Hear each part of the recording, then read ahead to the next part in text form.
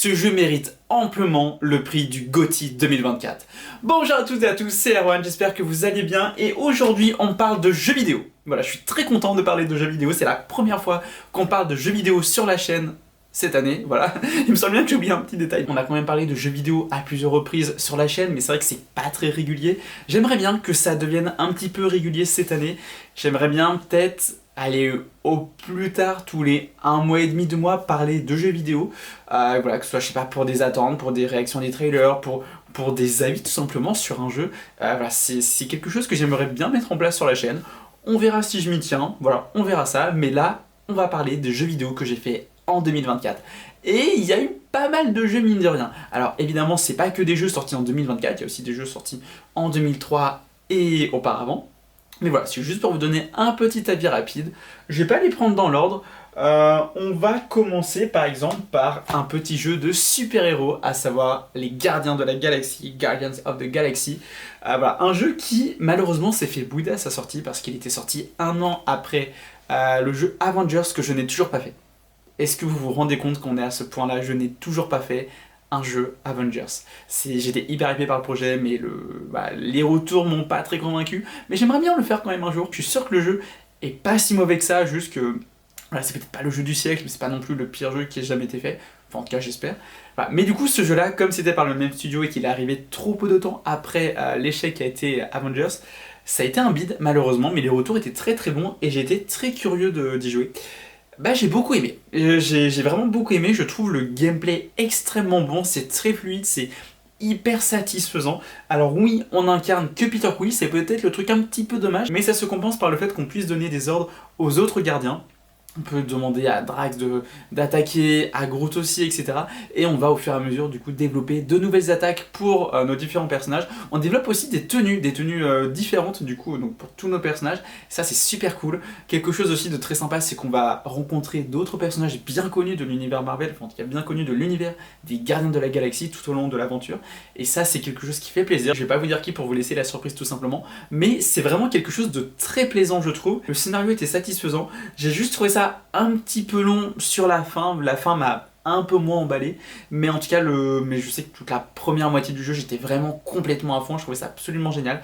Le seul truc peut-être que je pourrais un peu reprocher, c'est que, après ça c'est purement personnel, mais on était trop enfermé, on va dire, que ce soit dans des vaisseaux par exemple, dans des bâtiments ou peu importe. En fait c'est parce que le jeu va commencer sur une séquence, on est sur une planète, donc du coup alors c'est pas qu'on est en liberté, mais disons que on est en extérieur, et j'ai adoré ça, le fait d'être sur une planète, et on va l'être, mais à nouveau, mais pas beaucoup, et voilà, c'est le petit truc que je trouve un petit peu dommage, même si en soi, bon, c'est pas une grosse critique, et surtout c'est complètement subjectif. On va enchaîner avec un jeu d'horreur, The Evil Within 2. C'est la suite du premier opus que j'avais fait l'année d'avant, donc en 2023.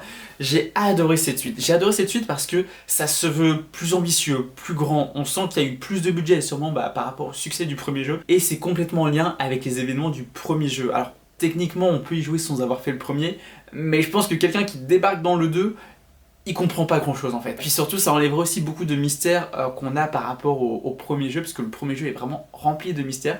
Le deuxième aussi, mais on est un peu plus en terre inconnue, c'est ça qui est très sympa. Mais quelque chose que j'ai bien aimé, c'est qu'il y a des moments où on est beaucoup plus libre en fait, on est beaucoup plus dans des hubs presque.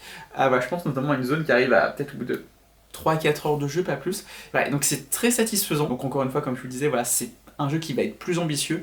Et ouais, non, vraiment, c'était vraiment génial, enfin, visuellement, mais c'est magnifique. C'est un jeu qui est de 2017. On dirait que le jeu est presque d'actualité, quoi. Vraiment, les graphismes sont super beaux à l'époque, mais ça devait être une dinguerie vraiment visuellement. Déjà que ça l'est encore un peu aujourd'hui, mais à l'époque, ça devait être vraiment impressionnant. Les musiques sont très très bonnes, le gameplay aussi. Il y a une bonne difficulté, même si le jeu bien sûr est faisable. Après, je l'ai pas mis en difficulté maximale. C'est à une époque, je faisais mes jeux en difficulté maximale, j'arrêtais. Vraiment, puisqu'en fait, je restais bloqué pendant toutes les 2 minutes, je restais bloqué pendant 20 minutes sur chaque truc. C'était un peu pénible à la fin. Donc voilà, en général, je mets difficulté moyenne pour la plupart des jeux. Il y a que peut-être les jeux d'Insomniac Games, donc comme les Spider-Man et prochainement le Wolverine, voilà, s'il sort un jour ce jeu, mais on aura l'occasion d'en reparler dans une vidéo sûrement la semaine prochaine. Voilà, ceux-là je les mets vraiment en difficulté maximale parce que voilà, on est un super-héros ou on ne l'est pas. Mais pour revenir à The Evil Within 2, j'ai adoré retrouver le personnage donc, de Sebastian Castellano. C'est un personnage je trouve qui est hyper attachant, on s'attache énormément à ce personnage, surtout que l'histoire du deuxième, sans vous spoiler, elle est beaucoup plus centrée sur lui en fait. Enfin voilà, je vais pas en dire plus, mais vraiment, si vous aimez un peu les jeux d'horreur, d'action, style un peu Resident Evil, je vous conseille vraiment The Evil Within. C'est génial, c'est vraiment vraiment génial. Et un truc que j'aime bien aussi, c'est que il y a une conclusion en fait. C'est comme si le premier était la partie 1, le deuxième la partie 2, et point. Voilà, il y a une conclusion à l'histoire. Alors j'avoue que j'aimerais beaucoup un troisième, il y avait des rumeurs, il y a peut-être 1 an ou 2, comme quoi il y avait potentiellement un troisième en préparation, un peu en secret. Je ne sais pas, toujours pas de news officielle, mais j'aimerais beaucoup un troisième quand même pour retrouver l'ambiance, et je pense qu'il y a matière à relancer quelque chose pour un troisième, mais pour l'instant toujours pas d'annonce officielle, et honnêtement je trouve pas ça très gênant dans la mesure où le 2 conclut très bien l'histoire. On va désormais passer à un jeu beaucoup plus coloré, et j'ai nommé Ratchet & Clank Rift Apart. C'est le premier Ratchet & Clank que je faisais, mais c'est un jeu qui m'a toujours intrigué. J'ai toujours voulu le faire, ça faisait des années que je voulais le faire, et c'est ma copine qui me l'a offert pour, je crois que c'était pour mon anniversaire qu'elle me l'a offert. Donc voilà, preuve que j'ai la meilleure copine du monde et qu'elle me connaît extrêmement bien. Devil Within aussi, c'était ma copine qui me l'avait offert, et c'est pas le dernier jeu qu'elle m'a offert de la liste. Elle m'offre pas mal de jeux, voilà, j'ai de la chance d'avoir la meilleure des copines, tout simplement. Mais pour revenir sur le jeu, c'est incroyable. J'ai même pas les mots en fait, je vais pas m'éterniser pendant 3 minutes parce que je n'ai pas les mots, je ne sais pas quoi dire, à part que c'est absolument magnifique. On a un gameplay qui est ultra dynamique, qui se prend en main automatiquement, c'est incroyable. Visuellement, c'est un film d'animation. C'est un film d'animation, voilà, il n'y a aucun défaut. Et en plus, c'est un jeu qui repousse un peu les limites de la technologie parce que il utilise le SSD, enfin il utilise au maximum le SSD. Le SSD, je crois, n'avait quasiment jamais été poussé à ce point. Voilà, dans la mesure où on peut passer d'une dimension à l'autre sans temps de chargement, c'est hyper impressionnant. Après, pour toute la partie SSD, je suis pas non plus giga calé, donc si jamais vous êtes un peu plus connaisseur, n'hésitez pas à me corriger si jamais j'ai dit une bêtise, c'est totalement possible. Voilà, mais non, vraiment, l'histoire est dingue, le rythme est génial, c'est les musiques, le tout, c'est un bonheur, juste c'est un bonheur. Et comme pour les Gardiens de la Galaxie, on peut aussi personnaliser ses personnages, et donc avoir différentes tenues, c'est absolument génial. Mais tous les mondes sont hyper intéressants, le rythme, l'émotion, les dialogues, c'est vraiment, j'ai qu'une hâte, c'est d'avoir le prochain. D'après certains leaks, voilà, ce serait potentiellement, peut-être pas loin de 2030, enfin peut-être un petit peu avant 2028-2029, donc il va falloir encore patienter, parce que c'est le même studio qui fait les Spider-Man et qui prépare le jeu Wolverine, donc voilà. Mais il n'y a pas à dire, ce studio, donc Insomniac, il ne dort jamais, et surtout c'est que des cracks, hein. Ils sont trop forts parce que chacun de leurs jeux, c'est des dingueries, et surtout ils font leur jeu mais super rapidement, parce que dites-vous bien qu'en l'espace de 5 ans, on a eu le Spider-Man de 2018, on a eu le Miles Morales, on a eu le remaster donc du Spider-Man sorti en 2018, on a eu Ratchet & Clank Rift Apart, on a eu le Spider-Man 2, c'est incroyable, et c'est que des pépites à chaque fois. Et oui, j'ai changé de vêtements car je n'avais plus de batterie tout simplement, et plusieurs jours se sont écoulés, donc voilà. Mais on va continuer la vidéo avec un jeu. Oh là là, oh il a fait du bruit celui-là, qu'est-ce qu'il a fait du bruit lorsqu'il est sorti, et pas que en bien.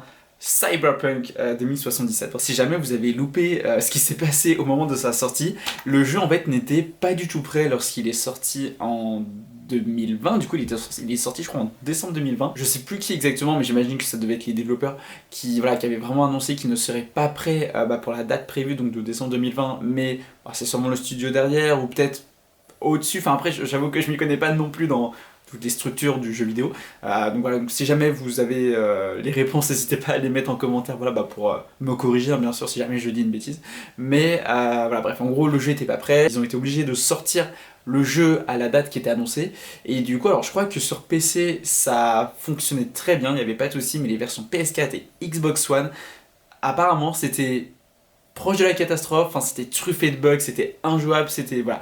Après le jeu a fait une énorme remontada parce qu'il y a eu énormément de mises à jour, de correctifs, enfin limite le studio a dû passer peut-être les 3 années qu'on suivi à corriger le jeu, à apporter des modifications, des trucs, enfin voilà quoi, c'est un délire un peu comme ça. Donc voilà, donc du coup oui, le jeu a fait énormément de bruit au départ, et c'est aussi pour ça je pense maintenant que les jeux sont autant reportés, parce que je pense qu'aucun studio ne veut revivre ce que CD Projekt Red, donc le studio, a vécu à ce moment-là en décembre 2020, parce que honnêtement ça aurait pu couler le studio quoi limite, donc c'est voilà, bon, c'est pas le cas. Le studio là, bon du coup le jeu s'est hyper bien vendu au fur et à mesure des années, parce que je crois qu'ils ont annoncé il y a quelques mois qu'ils étaient à 30 millions d'exemplaires vendus, je crois, donc c'est juste énorme, hein, voilà, sur un seul jeu. Et le jeu est quand même très apprécié, mais voilà, parce qu'il y a eu beaucoup de bugs apportés. Et donc, qu'est-ce que j'en ai pensé? Alors, visuellement, c'est absolument dingue. Le scénario est absolument génial, voilà, j'ai failli dire absolument dingue encore une fois, ça aurait été trop répétitif. L'histoire est vraiment géniale, je trouve que toutes les missions, donc que ce soit aussi bien les missions principales que les quêtes annexes, c'est... Bah en fait, limite parfois on voit même pas la différence entre les quêtes annexes et les missions principales, parce que bah en fait les quêtes annexes sont tellement développées, il y a tellement de narrations qui sont apportées, de personnages développés, que limite les quêtes annexes en fait c'est aussi important et c'est aussi développé que des missions centrales en fait, donc du coup c'est hyper bien de ce point de vue là, c'est hyper travaillé, même si c'est pas trop ma tasse de thé d'habitude. Le côté cyberpunk j'ai adoré dans ce jeu là, même le fait de pouvoir modifier son corps, on peut modifier aussi son apparence, ça aussi un truc que je trouve vraiment cool, c'est qu'on peut complètement personnaliser son apparence. La personnalisation de son personnage est ultra poussée, je pense qu'aucun jeu n'a poussé le curseur aussi loin, et c'est une très bonne chose parce qu'on peut vraiment personnaliser comme on l'entend son personnage, voilà, tous les points de vue, et c'est vraiment cool. Cependant, je vais apporter un petit peu de nuance, ce qui n'est pas spécialement gênant, voilà, mais j'ai l'impression, et vous me reconfirmerez si c'est votre impression aussi, si vous avez fait le jeu ou pas, mais j'ai l'impression que le jeu est vide en dehors des missions. Enfin en fait quand on est dans le monde ouvert, enfin, dans la map et tout, c'est Night City je crois la ville, je trouve que il n'y a pas grand chose à faire à part les missions, les contrats, les trucs comme ça.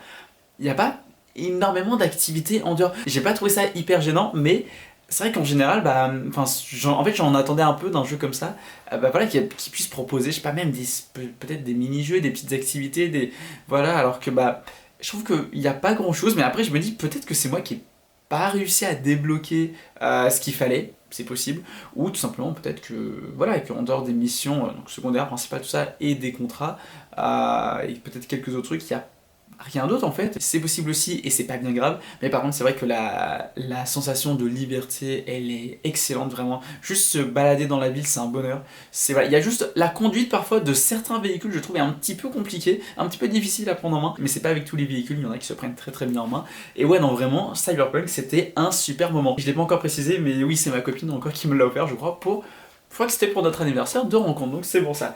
Et il y a encore un autre jeu non, il y a encore 2 autres jeux qu'elle m'a offert. Oh, mais en fait, je me rends compte que la plupart des jeux que j'ai fait cette année, c'est elle qui me les a offerts. J'ai trop de chance. On va enchaîner avec un jeu juste magique. Hogwarts Legacy. Voilà, je suis un giga fan de l'univers d'Harry Potter. Et c'est le jeu, je pense que, en tant que fan d'Harry Potter, je pense qu'on a été des millions à rêver d'un jeu comme ça, qui n'arrivait pas, qui n'arrivait toujours pas, qui n'arrivait toujours pas. Et quand il est arrivé, alors je sais pas pour vous, hein, mais en tout cas pour moi, ça a juste dépassé toutes mes attentes. Les trucs les plus fous et inimaginables où on s'est dit ça serait trop bien d'avoir ça dans un jeu Harry Potter, on l'a. C'est magique, c'est pas pour faire le jeu de mots un peu facile, mais c'est magique, j'étais ensorcelé par cette aventure, par cette histoire. La direction artistique est somptueuse et on est vraiment plongé dans l'univers d'Harry Potter. On a les musiques, on a les sorts, on a les lieux aussi, on a Préolard, la forêt interdite, Poudlard aussi, et en fait, je sais pas, c'est un véritable terrain de jeu dans l'univers d'Harry Potter. C'est magnifique, c'est extraordinaire, c'est bluffant, c'est vraiment, j'ai trop hâte de m'y remettre parce que j'ai pas encore fini le jeu, mais quand je vais m'y remettre, je vais encore passer des dizaines d'heures dessus. C'est phénoménal, c'est extraordinaire, c'est grandiose, et je pense que le Hogwarts Legacy 2 va sûrement être l'un des jeux que je vais le plus attendre dans ces prochaines années, une fois bien sûr que j'aurai fini celui-là, parce que oui, du coup une suite est en préparation et Warner Bros l'a annoncé, c'est leur priorité je crois en termes de jeu, ou en tout cas c'est une de leurs priorités, donc ouais, je pense que la suite on l'aura pas dans 10 ans non plus, je pense qu'on l'aura Alors cette année c'est mort, 2026 je pense pas, 2027, c'est pas impossible qu'en 2027 on ait la suite, ça ferait 4 ans d'écart, c'est correct. Voilà, mais en tout cas, ouais, j'ai extrêmement hâte de m'y replonger. Et du coup, n'hésitez pas à me donner votre avis en commentaire sur ce jeu-là. On va passer à un jeu qui n'est pas, mais alors pas du tout de cette année, qui n'est pas de cette décennie. Le jeu fête ses 12 ans en fin d'année. C'est un monument du jeu vidéo. Oui, j'ai refait GTA V pour la deuxième fois. Je l'avais fait une seule fois il y a des années. J'étais au lycée, ça devait être en... J'avais dû le faire fin 2016 ou fin 2017. Je pense que c'était plutôt fin 2017. Et voilà, j'avais très envie de le refaire et mes parents me l'avaient offert à Noël dernier.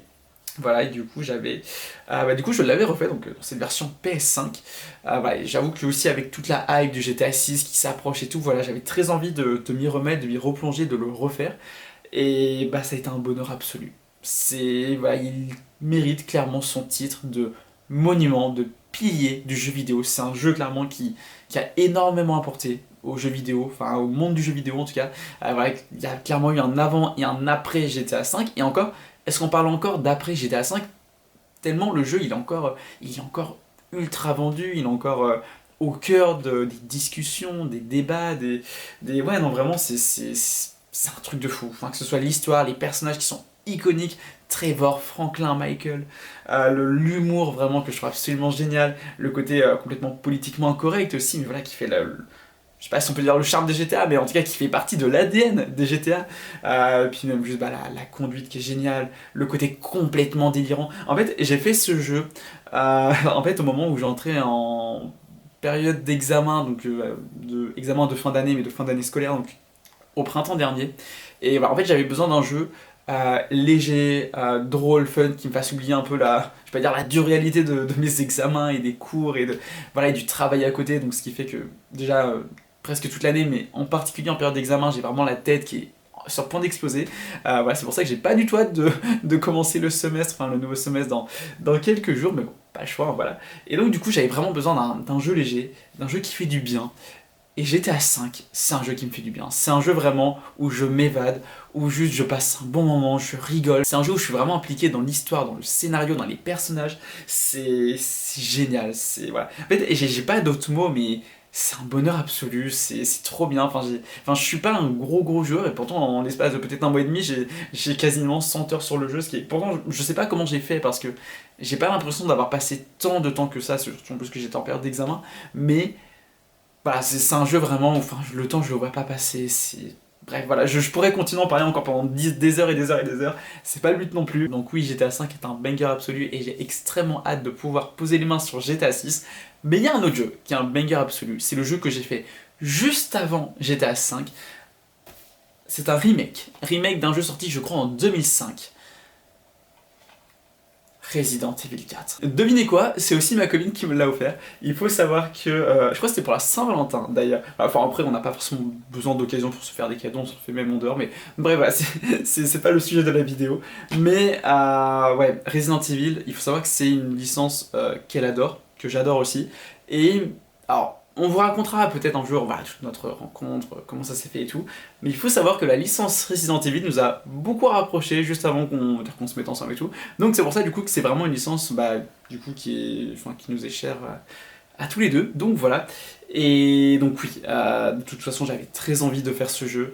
J'ai pas connu le jeu sorti en 2005, évidemment j'étais trop petit et je m'intéressais pas à ce genre de jeu à l'époque. Mais le remake j'avais très envie, de toute façon en fait j'ai la motivation de faire tous les Resident Evil, vraiment. Parce que là pour l'instant j'ai fait que les 7 et 8 et du coup le 4. Et donc du coup cette année je pense que je vais sûrement me lancer dans le 2 et le 3. Et peut-être le 9 même si je ne pense pas qu'il sortira cette année. Enfin ça m'étonnerait beaucoup, je pense que ça sera plutôt pour l'année prochaine. On verra ça. Par contre, possiblement que le Resident Evil 9 sera annoncé le mois prochain. On en reparle la semaine prochaine en vidéo. Resident Evil 4. Léon. Léon ça rime avec charisme désormais. Parce que je n'ai jamais vu un personnage de jeu vidéo aussi charismatique. Peut-être Kratos de God of War, mais pas Kratos est plus charismatique, vraiment les deux à la même échelle.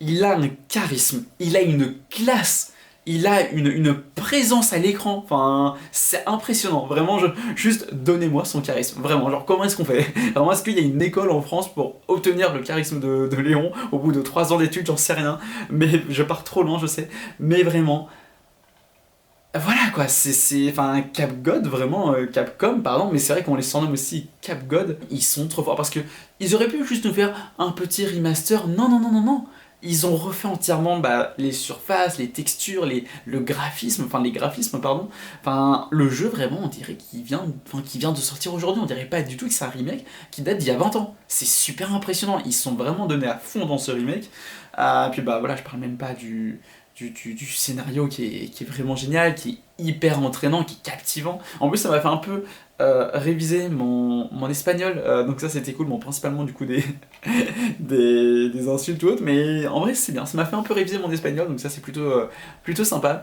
Il y a que Ashley au début où je la trouvais insupportable parce que bon, c'est pas un spoil, mais voilà, mais pour ceux du coup qui ont fait le jeu, vous verrez. Mais en gros, la première fois où on retrouve Ashley, donc au début du jeu, je trouvais ça à la fois génial en termes de gameplay, mais ultra frustrant. Le fait que non seulement donc, on devait essayer de combattre les méchants, de sauver sa peau, on va dire, mais en même temps, il fallait aussi surveiller Ashley, qu'elle se fasse pas attraper et la défendre. Et du coup, même si on survit, si jamais Ashley se fait attraper, on va dire c'est game over et on recommence. Et d'un côté, c'était ultra frustrant parce que voilà, c'était assez compliqué, je trouve, à gérer, mais d'un autre côté, c'est des mécaniques de gameplay qui sont pas courantes je trouve dans les jeux vidéo. Et donc je trouvais que c'était vraiment une très bonne idée, même les méchants sont assez emblématiques quand même, les boss aussi, on a un bon mélange entre l'action, le frisson, c'est vraiment génial. Il y a toute la séquence avec Ashley, voilà je vais pas en dire plus, je l'ai trouvé génial, parce que oui Ashley en vrai elle m'a un peu énervé au début, mais c'était plus de la frustration parce que non seulement j'avais joué le babysitter et voilà, j'avais pas que ça à faire honnêtement. Fallait déjà que je pense à ma propre survie, donc si en plus je dois penser à sa survie à elle, on s'en sort plus quoi. Mais bon, après voilà, c'est juste pour ça, parce que après au fur et à mesure, Ashley j'ai vraiment appris à l'apprécier. Les personnages principaux aussi sont géniaux, je crois que c'est Louis, mais je vais pas dire de bêtises. On a Ada aussi, Ada Wong évidemment, mais quel goat, non vraiment absolument génial, donc voilà, et du coup là en fait j'ai envie de relancer le jeu rien qu'à en parler. Et mesdames et messieurs, on arrive désormais au dernier jeu de cette vidéo, le dernier jeu que j'ai fait cette année, et c'est tout simplement le jeu qui est sur la miniature. Et vous l'avez vu sur la miniature, c'est mon GOTY. Parmi les jeux qui est en concurrence pour obtenir le titre de Game of the Year 2024 au Game Awards, évidemment c'était mon GOTY. Après je crois que j'avais fait aucun des autres jeux, donc bien sûr je ne peux pas juger les autres jeux et c'est purement subjectif. Je pense que si chacun de ces jeux là s'est retrouvé dans cette catégorie là, c'est qu'il le méritait aussi. Mais je suis tellement heureux que cette merveille de jeux vidéo ait gagné 4 Game Awards, peut-être un peu plus de nominations je crois, mais en tout cas 4 prix aux Game Awards, dont le prix du Game of the Year. C'est énorme, c'est ultra symbolique aussi, surtout en plus c'est un jeu PlayStation, et du coup pour les 30 ans de PlayStation, avoir une exclue PlayStation qui gagne ce prix là, c'est phénoménal. C'est une véritable déclaration d'amour à tout l'univers de PlayStation, parce qu'on a vraiment des références à God of War, à Shadow of the Colossus aussi je crois, à Nathan Drake, voilà, on a énormément de références aux anciens jeux PlayStation, même à certaines licences qui datent d'il y a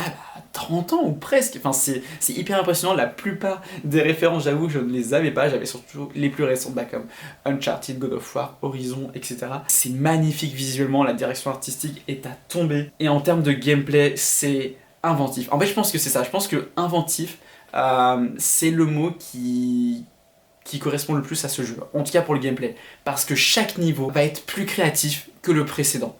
Ça va constamment se renouveler dans la mise en scène, dans la plateforme, puisqu'on est vraiment sur un jeu de plateforme, dans les gadgets, dans les ennemis, dans les différents niveaux, dans les différents mondes, dans les différents boss. C'est monstrueux. Et surtout, c'est un jeu qui fait tellement du bien. J'ai tellement souri, j'ai tellement rigolé en y jouant. En fait, c'est un véritable amusement. C'est vraiment... Et le jeu vidéo aussi, on y joue pour ça, on y joue pour s'amuser. Et qu'est-ce que je me suis éclaté devant. C'était un bonheur, c'était génial, c'est un chef-d'œuvre. Voilà, je pèse mes mots. Astrobot est un chef-d'œuvre, c'est immense. Et croyez-moi, c'est un jeu qui va influencer l'avenir du jeu vidéo. Après, c'est un jeu bien sûr qui a eu énormément d'influence. Enfin, en tout cas, pas mal de jeux de plateforme, on va dire, ont eu de l'influence. Il faudrait vérifier parce que je ne veux pas dire de bêtises, mais je suis quasi sûr que la team Asobi, donc qui a développé le jeu, s'est sûrement inspiré de certains Mario, du dernier Kirby aussi. Donc voilà, mais bien sûr, tout en ayant sa propre âme, sa propre énergie, sa propre personnalité aussi. Donc voilà, après, je veux dire, c'est normal de s'inspirer de certaines œuvres. Voilà, moi, ça me semble légitime, il n'y a pas de souci, mais tant que ce n'est pas du plagiat, évidemment. Et là, on en est complètement loin du plagiat, donc tant mieux. Mais donc oui, encore une fois, c'est un immense chef-d'œuvre. Voilà, je referai très certainement le jeu d'ici quelques temps. J'attendrai une suite. Je pense qu'on aura une suite, en tout cas je l'espère. Voilà. J'ai fini cette vidéo, j'espère que ça vous a plu. En tout cas, c'est un bonheur pour moi de parler de jeux vidéo parce que encore une fois, c'est vrai que j'en parle pas beaucoup de jeux vidéo sur la chaîne, mais c'est vraiment peut-être ma deuxième plus grande passion après le cinéma, donc c'est pour ça que ça me fait plaisir vraiment d'en parler. J'essaierai du coup d'en reparler plus souvent de jeux vidéo. Il y a une vidéo justement qui va sortir, alors je sais pas quand est-ce que je vais la sortir, est-ce que ça sera fin janvier, peut-être plus début février, je tablerai plus sur première moitié de février, donc sur un peu les jeux vidéo de 2025, donc ceux qui, voilà, on est sûr qu'ils vont sortir en 2025, à moins d'un possible report, par exemple GTA 6, et voilà, mais aussi parler de peut-être ce qui pourrait être annoncé, des rumeurs, ou même juste parfois des théories, des spéculations, mais bref, sur un peu les jeux vidéo de 2025. Voilà en tout cas, donc pour cette vidéo, j'espère que ça vous a plu encore une fois. N'hésitez pas à me mettre en commentaire, par exemple quel jeu vous avez fait en 2024, à me donner par exemple votre avis sur les différents jeux que je vous ai présentés. Et puis évidemment si la vidéo vous a plu, n'hésitez pas à vous abonner, à mettre un petit pouce bleu, à partager la vidéo, ça fait toujours plaisir, à me suivre sur Instagram éventuellement. Et je vous dis à très bientôt, prenez soin de vous, amusez-vous bien sur la console et à bientôt.